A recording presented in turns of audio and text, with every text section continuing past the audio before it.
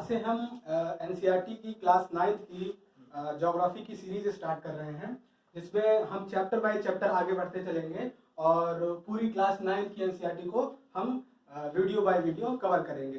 तो सबसे पहला चैप्टर हमें मिलता है यहाँ पर इंडिया साइज एंड लोकेशन। जैसा कि हमने अभी इसके पहले वाले वीडियो में ग्लोब की बात की थी। ग्लोब में हमने ये बात किया था कि लैटिट्यूड्स और लॉन्गिट्यूड्स अपनी लोकेशंस पर हमने अपनी सुविधा के लिए बना लिए हैं, ठीक है। तो अब हमें स्पेसिफिक एक कंट्री पर फोकस करना है और पूरे ग्लोब पर हमें यह देखना है कि इंडिया हमारा कहाँ लाई कर रहा है। जैसा कि हमने बताया था कि अगर लैटिट्यूड और लॉन्गिट्यूड हम नहीं बनाते हैं, कहाँ पर, ग्लोब पर, अगर हम नहीं बनाते हैं तो इंडिया को या फिर कोई भी अदर कंट्री को हम खोज नहीं पाएंगे। तो इस वजह से इसको पढ़ने के बाद हम ये देखेंगे कि इंडिया, स्पेसिफिक पोजीशन इंडिया की क्या है, तो ग्लोब पर उसको खोजने का काम करेंगे। तो सबसे पहले हमने बात की थी कि जब इक्वेटर एक ऐसी लाइन है जिसने स्फीयर को, अर्थ के स्फीयर को दो भागों में बांट दिया है। एक हमारा क्या कहला दिया था, नॉर्दर्न हेमिस्फीयर और एक सदर्न हेमिस्फीयर। ये दोनों स्फीयर हाफ पोर्शन में डिवाइडेड है, इक्वली डिवाइडेड है। इसको डिवाइड करने का काम इक्वेटर ने किया, ठीक है। तो अब हम इंडिया की बात करेंगे। तो इंडिया इक्वेटर के नॉर्थ में लाई करता है। ये सभी को ऑलमोस्ट क्लियर है कि इंडिया इक्वेटर के नॉर्थ में लाई करता है। तो इंडिया की सबसे पहली पोजीशन ग्लोब पर क्या हो गई कि वो नॉर्दर्न हेमिस्फीयर में है। तो नॉर्दर्न हेमिस्फीयर में तो कई सारी कंट्रीज हैं, जिसमें आपका मैक्सिको हो गया, यूएसए हो गया, कनाडा हो गया, यूरोप की सारी कंट्रीज हो गए, रशिया हो गया, चाइना हो गया। तो हम ऐसे कैसे कह सकते हैं कि इंडिया नॉर्दर्न हेमिस्फीयर में है, बस बात खत्म हो गई। तो सिर्फ और सिर्फ नॉर्दर्न हेमिस्फीयर कह देने से बात नहीं बनने वाली है। तो इसके अलावा भी हमें कई सारी चीजें चाहिए, कई सारे डिटेल्स चाहिए, जिससे हम ये कह सकें कि इंडिया स्पेसिफिक यहाँ पर लोकेटेड है। तो इसके अलावा और कौन कौन सी चीजें, हमने आपसे कहा था कि कंप्लीट एड्रेस के लिए सबसे पहली चीज जरूरत क्या पड़ती है, लैटिट्यूड की जरूरत पड़ती है, और सेकंड मोस्ट लॉन्गिट्यूड की जरूरत पड़ती है। ये दोनों बहुत ही इंपॉर्टेंट रोल प्ले करेंगे किसके लिए, ग्लोब पर कोई भी स्पेसिफिक पोजीशन को खोजने के लिए सबसे ज्यादा इंपॉर्टेंट रोल इन्हीं दोनों का है। तो अभी हम इन दोनों का यूज करके इंडिया को खोजेंगे। इंडिया को खोजने के बाद हम अदर कंट्रीज के भी कुछ स्पेसिफिक लॉन्गिट्यूड्स और लैटिट्यूड्स के बारे में पढ़ेंगे। तो इस ग्लोब पर अब हम कोशिश करेंगे अपने प्यारे भारत को खोजने की। तो हम इन दोनों चीजों का यूज करेंगे, पहला लैटिट्यूड और दूसरा लॉन्गिट्यूड। तो हमें सबसे पहली चीज ये पता है कि इंडिया का जो सदर्न मोस्ट पॉइंट है वो 8 डिग्री 4 मिनट नॉर्थ में है। ये इसके ऊपर नॉर्दर्न हेमिस्फीयर हो गया। तो 8 डिग्री 4 मिनट नॉर्थ का मतलब क्या है कि हम इक्वेटर पर बैठे, इक्वेटर से हम नॉर्थ हेमिस्फीयर की तरफ बढ़े तो 1 डिग्री 2 डिग्री 3 डिग्री 4 डिग्री बढ़ते गए, एक ऐसा पॉइंट आया जहां पर हमें 8 डिग्री 4 मिनट नॉर्थ मिला। 8 डिग्री 4 मिनट नॉर्थ पर ही हमें इंडिया का सदर्न मोस्ट पॉइंट मिल गया। तो हमने ये कह दिया कि इंडिया यहां से स्टार्ट हो गया है, ठीक है। उसके बाद जैसे ही हम और आगे बढ़ेंगे, अब हमने एक पॉइंट खोज लिया, अब इसका दूसरा पॉइंट भी खोजना बाकी है। तो हम और ऊपर बढ़ेंगे, कहाँ बढ़ेंगे, नॉर्दर्न हेमिस्फीयर में 8 डिग्री 4 मिनट के और ऊपर ही जाएंगे। तो जब ऊपर जाएंगे तो हमें ये पता है कि एक पॉइंट ऐसा आता है लैटिट्यूड का जिसका मेजरमेंट है 37 degree 6 minute north, 37 degree 6 minute north. तो इसका मतलब क्या हुआ, इक्वेटर से 37 डिग्री 6 मिनट हम नॉर्थ की तरफ बढ़े तो हमें इंडिया का नॉर्दर्न मोस्ट पॉइंट मिल गया, ठीक है। उसके बाद ये दोनों चीजें क्लियर हो गई। इसका मतलब क्या हुआ, 8 डिग्री 4 मिनट नॉर्थ और 37 डिग्री 6 मिनट नॉर्थ, ये दोनों लाइंस ऐसी हैं जो कि लैटिट्यूड्स हैं, क्योंकि इनके साथ नॉर्थ लगा है। हमने इसके पहले वाले वीडियो में बात की थी कि जब भी किसी भी एड्रेस पे नॉर्थ या फिर साउथ लगा रहेगा तो वो हम क्या कह देंगे कि वो एक लैटिट्यूडनल लाइन है, और उसी के उल्टा अगर ईस्ट या फिर वेस्ट लगा रहेगा उस एड्रेस के साथ तो वो एक लॉन्गिट्यूडनल लाइन होगी, ठीक है। अब मान लीजिए हमें ये दोनों चीजें मिल चुकी हैं, इंडिया का सदर्न मोस्ट पॉइंट मिल चुका है और इंडिया का नॉर्दर्न मोस्ट पॉइंट मिल चुका है। तो उसके बाद अब हम ये देखेंगे कि चलिए ठीक है, हमको लेंथ तो मिल गई है, अब ब्रेथ भी देखते हैं कि इंडिया का ब्रेथ कितना है।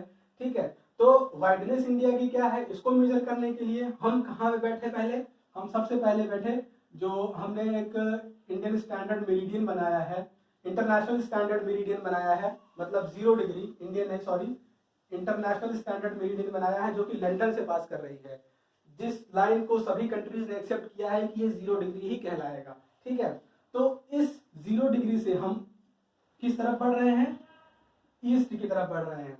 जब हम ये देखेंगे कि हम 0 डिग्री से ईस्ट की तरफ बढ़ रहे हैं तो हमें इंडिया की अब खोज करनी है। हमें क्या करना है, इंडिया की खोज करनी है, हमें वास्को डी गामा बनना है। ठीक है, तो हम गुजरात की कोस्ट पर पहुंचेंगे सबसे पहले। गुजरात के कोस्ट पर हमें एक मेजरमेंट जो लॉन्जिट्यूड मिल रहा है वो क्या मिल रहा है, 68 डिग्री 7 मिनट ईस्ट की तरफ आ रहे हैं हम। ईस्ट किसके रिस्पेक्ट में, इंटरनेशनल स्टैंडर्ड मेरिडियन जो कि ग्रीनविच मीन टाइम भी कहलाती है। तो उससे हम 68 डिग्री 7 मिनट ईस्ट की तरफ चले तो हमें गुजरात कोस्ट मिल गया। ठीक है, अब हमें ये भी देखना है, ये तो ये वाला एंड हो गया, अब दूसरा एंड कौन सा मिलेगा। तो दूसरे एंड पर पहुंचने के लिए हमें इसके और आगे बढ़ना पड़ेगा। जब हम इसके और आगे बढ़ेंगे तो हमें एक ऐसी लाइन यहाँ पर मिलेगी, ये भी एक लॉन्गिट्यूड है। जब ये एक लॉन्गिट्यूड है, ईस्ट की तरफ बढ़ रहे हैं, तो हमें एक मेजरमेंट मिला 97 डिग्री 25 मिनट ईस्ट। ईस्ट क्यों, क्योंकि ये भी इस लाइन के ईस्ट में ही है।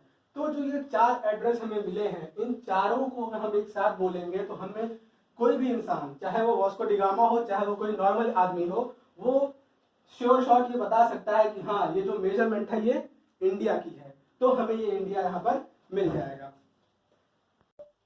तो हम यहाँ पर ये देख रहे हैं कि जो ये ट्रॉपिक ऑफ कैंसर जिसे हम कहते हैं, जो कि एक लैटिट्यूड है 23.5 डिग्री नॉर्थ में है, ये लाइन देख रहे हैं हम इंडिया के एकदम मिड से पास हो रही है। इसका मतलब क्या हुआ, हम ये कह सकते हैं कि जो ट्रॉपिक ऑफ कैंसर है ये ऐसी लाइन है जो इंडिया को 2 बराबर भागों में बांट रही है। ठीक है, तो एक ये चीज क्लियर हो गई। अब उसके बाद हम इंडिया पे आ जाएंगे। ये ग्लोब पर इंडिया की क्या लोकेशन है ये हमने देख लिया। अब हम ये देखेंगे कि इंडिया की स्पेसिफिक लोकेशन में और क्या क्या चीजें एग्जाम ओरिएंटेड काफी इंपॉर्टेंट हैं।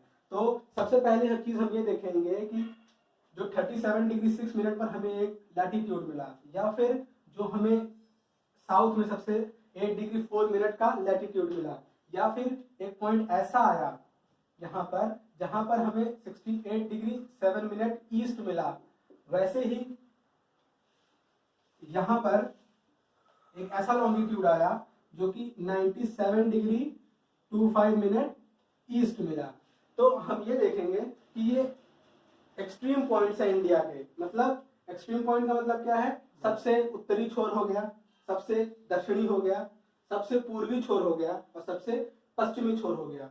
तो एग्जाम में एक बात ये इम्पोर्टेंट, एग्जाम के लिए एक बात ये इम्पोर्टेंट है कि जो सबसे उत्तरी, दक्षिणी या फिर पूर्वी या पश्चिमी छोर है उसके नाम क्या क्या हैं। तो ये भी काफी इंपॉर्टेंट हो जाता है एग्जाम के लिए। तो हम ये देखेंगे कि सबसे जो नॉर्दर्न मोस्ट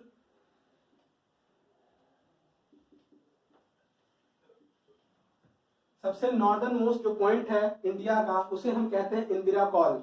इंदिरा कॉल एक जगह है जो कि लद्दाख के आसपास आपको मिलेगी। ठीक है, ये एक ऐसी लोकेशन है जिसको हम कह सकते हैं कि ये इंडिया का नॉर्दर्न मोस्ट पॉइंट है। तो ये क्या हो गया, नॉर्दर्न मोस्ट पॉइंट हो गया। वैसे ही अगर हम देखें कि सदर्न मोस्ट पॉइंट की जब बात करते हैं, सदर्न मोस्ट पॉइंट पे हमें एक जगह मिलती है तमिलनाडु में, केप कोमोरिन। केप कोमोरिन ये कहलाती है सदर्न पॉइंट। एक छोटा सा कैच यहाँ पर ये है कि अभी फिलहाल करंट सिचुएशन में जो सदर्न पॉइंट है, सदर्न मोस्ट पॉइंट है इंडिया का, वो केप कोमोरिन है जो कि तमिलनाडु में मिलेगा हमें। लेकिन 2004 के पहले की कंडीशन अलग थी। अगर हम मेन लैंड की बात करें, जो हमारी मुख्य भूमि है इंडिया की, उसका सदर्न मोस्ट पॉइंट तो केप कोमोरिन ही था और है भी। लेकिन अगर हम पूरे इंडिया के पर्सपेक्टिव से देखें, जिसमें हमारा अंडमान निकोबार भी आ जाएगा और लक्षद्वीप भी आ जाएगा, तो अंडमान निकोबार में सबसे सदर्न मोस्ट आइलैंड हमें मिलता है। ऐसे कुछ आइलैंड यहाँ पर मिलेंगे और सबसे सदर्न मोस्ट पॉइंट पर हमें एक आइलैंड मिलता है ग्रेट निकोबार करके। ग्रेट निकोबार में ही एक पॉइंट आता है इंदिरा पॉइंट। इंदिरा पॉइंट। लेकिन दुर्भाग्यवश ये जो पॉइंट है 2004 में जब सुनामी आई थी इंडियन ओशन में, तो इसी सुनामी में ये इंदिरा पॉइंट सबमर्ज हो गया। जब इंदिरा पॉइंट सबमर्ज हो गया तो इसका कोई मतलब नहीं रह गया। फिर इस फैक्ट को एग्जाम के ओरिएंटेशन से बाहर कर दिया गया। तब अब हम बस इस फैक्ट को याद रखेंगे कि जो सदर्न मोस्ट पॉइंट है इंडिया का, वो केप कोमोरिन है, जो कि कहाँ अवेलेबल है, जो कि अवेलेबल है तमिलनाडु में। उसके बाद अब हम ये देख रहे हैं कि वेस्टर्न मोस्ट पॉइंट जो है, ईस्टर्न मोस्ट पॉइंट है, इसका भी नाम देना बहुत जरूरी है। तो गुजरात के कच्छ में एक जगह पड़ती है गुहार मोती करके, गुहार मोती, ये गुजरात के कच्छ में पड़ती है। तो गुजरात के कच्छ में ये हमारा वेस्टर्न मोस्ट पॉइंट हो गया, जिसका नाम है गुहार मोती। ऐसे ही अरुणाचल प्रदेश में एक छोटा सा गांव पड़ता है जिसका नाम है किबीथू, किबीथू। ये हमारा ईस्टर्न मोस्ट पॉइंट हो गया, जो कि अरुणाचल प्रदेश में अवेलेबल है। तो अभी तक हमने बात की इंडिया के लोकेशन की, कहाँ पर, स्फीयर पर, या फिर कहाँ पर, ग्लोब पर। पूरे वर्ल्ड के मैप में हमने इंडिया को खोज लिया है। अब हम बात करेंगे साइज की, स्पेसिफिकली इंडिया की, कि इंडिया का साइज कितना है, इंडिया का लैंड एरिया कितना है, या फिर इस पे बात करेंगे कि जो इंडिया की करंट सिचुएशन है वो एशिया में कहाँ पर है, किस जगह पर स्थित है। ये सारी की सारी चीज़ों के बारे में हम डिटेल से जानेंगे। तो सबसे पहली बात हम ये याद रखते हैं कि जो इंडिया का एरिया है, एरिया मीन्स ये जो क्षेत्रफल है इंडिया का, ये area around 3.28 million square kilometre. ये एग्जैक्ट आपको ये डेटा याद रखना पड़ेगा कि 3.28 मिलियन स्क्वायर किलोमीटर। यहाँ पर मिलियन का मतलब है कि 1 मिलियन में 10 लाख के आसपास एरिया होता है। तो 1 million is equals to 10 lakh. तो उसी के हिसाब से आप कैलकुलेट कर सकते हैं कि इंडिया का एरिया कितना है। तो इंडिया का एरिया हमने बात की 3.28 मिलियन स्क्वायर किलोमीटर है। बट अगर हम ये मान के चलें कि पूरे वर्ल्ड का, अगर पूरे वर्ल्ड का एरिया हम 100% मान के चलें, तो एक सवाल ये भी अराइज हो सकता है कि जो 100% में कौन सा ऐसा पार्ट है, कितना परसेंटेज है जो इंडिया कवर करता है। तो उसमें percentage area with respect to world, अगर हम ये बात करें percentage area with respect to world, तो हम ये कह सकते हैं कि 2.4% एरिया ऐसा है जो कि इंडिया कवर करता है। मतलब 100% एरिया पूरे वर्ल्ड का हो गया, तो उसमें से 2.4% एरिया हमारे पास है। ठीक है। अब एक छोटी सी चीज आप ये देखिए कि 2.4% लैंड ही पूरे वर्ल्ड का हमारे पास है, लेकिन हम पूरी दुनिया का 16 से 17% पॉपुलेशन ढो रहे हैं। इसका मतलब है कि हमारे पास रहने की जगह तो काफी कम है, लेकिन पॉपुलेशन काफी ज्यादा है। तो सोच के देखिए कि 2.4% ही हमारे पास एरिया है और 16 से 17% पॉपुलेशन वर्ल्ड के कंपैरिजन में हम ढो रहे हैं।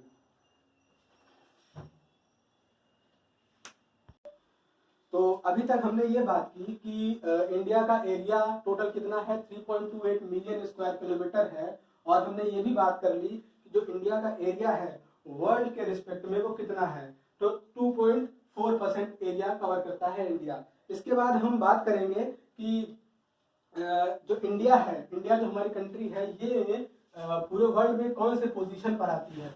इसका मतलब ये है कि एरिया के मामले में सबसे बड़ी कंट्री कौन सी है, उसके बाद कौन सी है।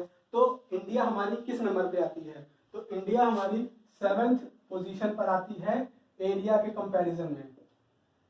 तो इसके पहले की सारी कंट्रीज के नाम हमें काफी अच्छे से याद होने चाहिए कि इंडिया के पहले ऐसी कौन कौन सी कंट्रीज हैं जिनका एरिया हमसे काफी ज्यादा है। तो सबसे पहले नाम आता है एशिया की ही एक कंट्री का, जिसका नाम है रशिया।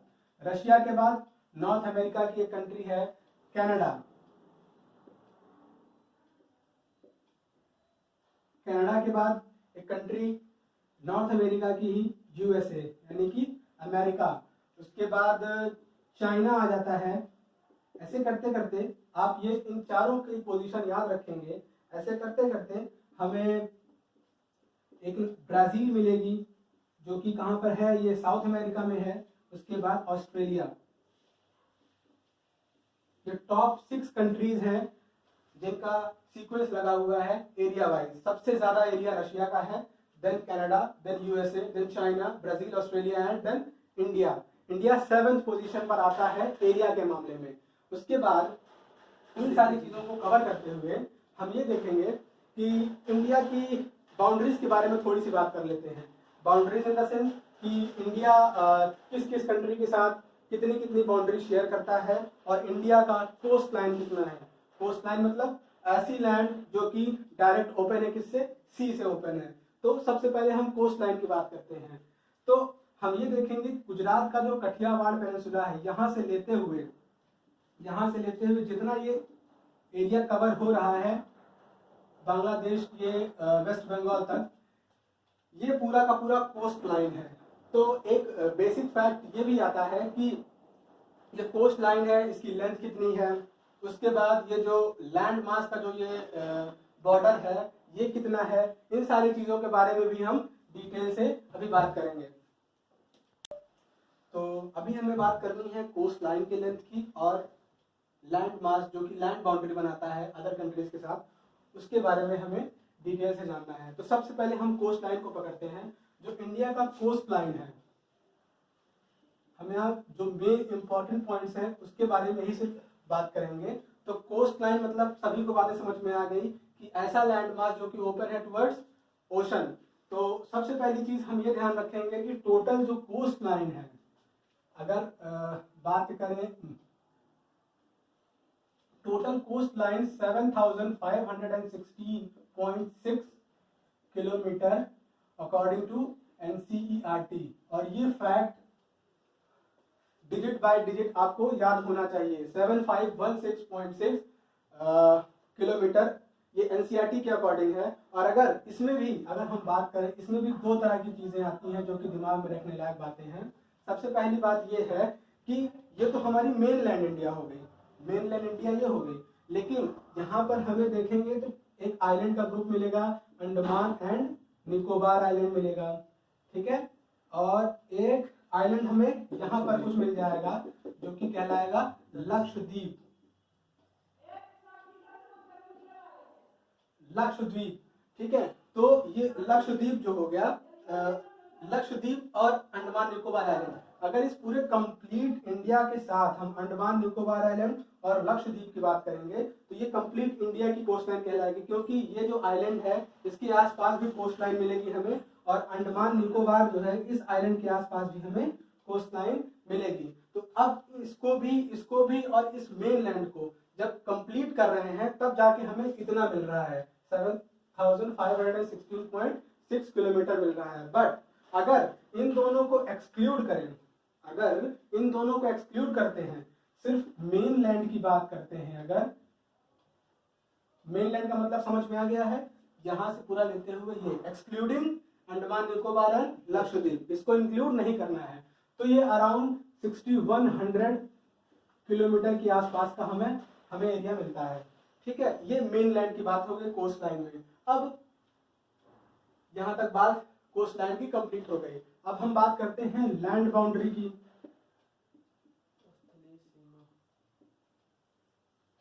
लैंड बाउंड्री की, तो लैंड बाउंड्री में हमें काफी अच्छे से क्लियर है कि जो कि ओपन नहीं है ओशन की तरफ, तो ये सारा का सारा जो कहलाएगा लैंड बाउंड्री कहलाएगी। तो ये 15,200 किलोमीटर कंप्लीट हमें ये मिलेगा। 15,200 किलोमीटर, ये भी NCERT का ही फैक्ट है, और NCERT की बुक कभी गलत नहीं बोलती है। तो ये fact word by word, digit bye digit हम इसको दिमाग में रखेंगे। छोटा सा भी हमने नाम लिया था एक कठियावाड़ पेनिनसुला के बारे में, और यहाँ पर हमें ये बताना है कि कहाँ तक जा रहा है कोस्ट लाइन। तो सबसे पहली चीज हम ये देखेंगे कि जब भी गुजरात का मैप देख रहे हैं तो गुजरात मेजरली अगर बात करें तो दो पेनिनसुला में डिवाइडेड है। अभी हम आपको ये भी बताएंगे कि पेनिनसुला होता क्या है। तो गुजरात अभी दो पेनिनसुलास में डिवाइडेड है। तो इस पेनिनसुला को स्पेसिफिकली, इस पेनिनसुला को हमने कठियावाड़ पेनिनसुला कह दिया है। इसका नाम कठियावाड़ पेनिनसुला है। और जो ये अपर पोर्शन जो है ये भी एक पेनिनसुला ही है, और इसको हमने रन ऑफ कच्छ कहा, या फिर इसको कह सकते हैं कच्छ पेनिनसुला।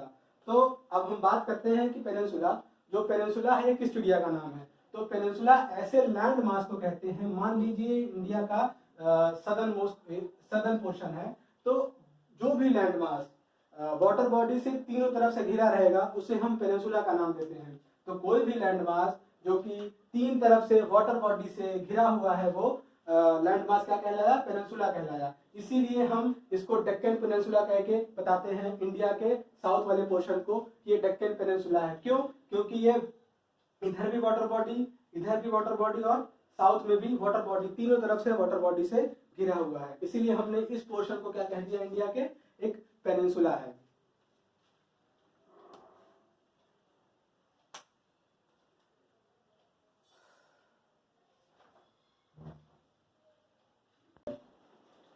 अभी इंडिया से रिलेटेड कुछ और बेसिक फैक्ट्स बाकी रह गए हैं, उनको भी वन बाय वन हम डिस्कस कर लेते हैं, फिर हम आगे बढ़ेंगे। तो एक चीज हमने ये पढ़ी है अभी तक फिलहाल कि 68 डिग्री 7 मिनट ईस्ट पर ये आ रहा है, ये 97 डिग्री 25 मिनट ईस्ट पर ये आ रहा है। ऐसे ही 8 डिग्री 4 मिनट नॉर्थ पर ये आ रहा है, और 37 डिग्री 6 मिनट नॉर्थ पर ये आ रहा है। तो हम यहाँ पर ये देख पा रहे हैं कि जब भी हम वेस्ट से ईस्ट की तरफ बढ़ रहे हैं तो हम ये देख रहे हैं 68 डिग्री 7 मिनट से 97 डिग्री 25, मतलब हमें यहाँ कितने का अंतर मिल जा रहा है, ऑलमोस्ट अप्रोक्सीमेटली कितना 30 का, मतलब 30 डिग्री का डिफरेंस मिल जा रहा है किसके किसके बीच में, ईस्ट और वेस्ट के बीच में। ऐसे ही जब हम यहाँ पर भी नजर डालेंगे तो 8 डिग्री 4 मिनट से 37 डिग्री 6 मिनट तक जा रहे हैं, तो यहाँ पर भी हमें अप्रोक्सीमेटली कितना मिल जा रहा है, 30 डिग्री का डिफरेंस मिल जा रहा है। मतलब इसमें से इसको माइनस करेंगे तो हमें अराउंड 30 डिग्री, एग्जैक्ट तो नहीं मिल रहा है बट अप्रोक्स में हम कह सकते हैं कि ये 30 डिग्री हमें मिल रहा है। तो अब यहाँ से जो ये एक्सटेंट है इसको हम टाइम में कैसे यूज करते हैं हम इसको देखेंगे। अभी फिलहाल के लिए आप ये जानिए कि कोई भी कंट्री अपना जो टाइम लाइन है, जो टाइम मापने का जो लाइन होती है वो हमेशा चाहती है कि हमारी कंट्री के बीच से पास हो, अगर उस कंट्री का टाइम जोन या फिर टाइम लाइन एक ही है तो अभी हमारी कंट्री का एक ही लाइन मानी गई है ऐसी, जो कि इंडियन स्टैंडर्ड टाइम लाइन, मतलब GMT प्लस 5:30। ये हम देखते रहते हैं हमारे मोबाइल फोन में टाइम सेट करने के लिए जब आता है तो देखते हैं GMT प्लस 5:30 का ये आता है। तो ये चीज होती क्या है इसके बारे में जानेंगे, और सबसे पहले हम ये देखेंगे कि इसी लाइन को हमने क्यों ले लिया। इसके अलावा और भी लाइंस हैं, लॉन्गिट्यूड्स हैं जो कि हम ले सकते थे, बट हम 82 डिग्री 30 मिनट ईस्ट में ही आके क्यों रुक गए, हम आगे क्यों नहीं बढ़े या इसके पहले ही क्यों नहीं आए, क्योंकि ये एक ऐसा मेजरमेंट है जो इंडिया को दो बराबर भागों में बांटता है, मतलब वेस्टर्न पार्ट और ईस्टर्न पार्ट में इक्वली डिवाइड कर देता है। इससे टाइम को मेजर करने में दिक्कत ज्यादा नहीं होगी, ना यहाँ के लोगों को परेशानी होगी ना यहाँ के लोगों को परेशानी होगी। ऐसा टाइम हमने डिसाइड किया है, यहाँ वाले टाइम को ये लोग भी मानेंगे और ये लोग भी मानेंगे, तो दोनों को ऑलमोस्ट इक्वल टाइम ही मिल जाएगा, जिससे कोई भी कंफ्यूजन की बात नहीं होगी। तो हमने ये बात कर ली कि इस लाइन को क्यों लिया गया। अब हम बात करते हैं कि GMT प्लस 5:30 का कंसेप्ट कहाँ से आ रहा है। अब हम देखते हैं कि जो हमारी पृथ्वी है ये 24 आवर्स में